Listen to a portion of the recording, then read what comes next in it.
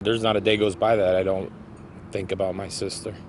I miss her very much. This time of year is very difficult for Justin Hill. On May 26, 1999, his younger sister, Hannah Hill, was found beaten and strangled. She was buried on Memorial Day, the day after her 19th birthday. I hope and pray that there's justice this time.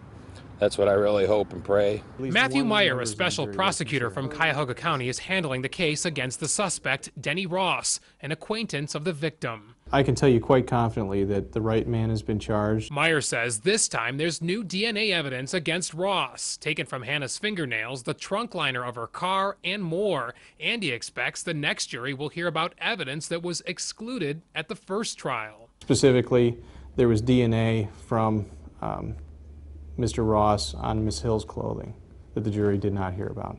Hannah's body was discovered in the trunk of her car, parked under a crabapple tree on Kane Road in Akron's Ellett neighborhood.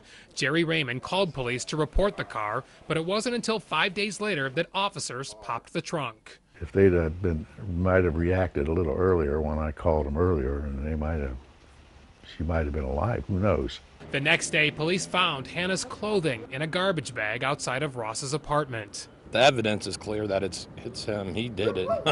I had no doubt in my mind. But in 2000, a judge declared a mistrial after learning the jury had discussed a lie detector test, evidence that was not presented at trial. It was later learned the jurors had voted not guilty on the murder counts, but the verdicts were never read in court.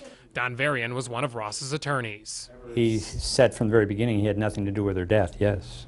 Yes, that's absolutely true. Over the years, a series of appeals argued it would be double jeopardy for Ross to stand trial again. But last December, the Ohio Supreme Court ruled a second trial could go forward. Right now, Ross is in prison, serving 25 years for raping an Akron woman, a crime he committed while free on bond in the Hill case. But if convicted of killing Hannah Hill, Ross could die behind bars. You're going to get what's coming to you.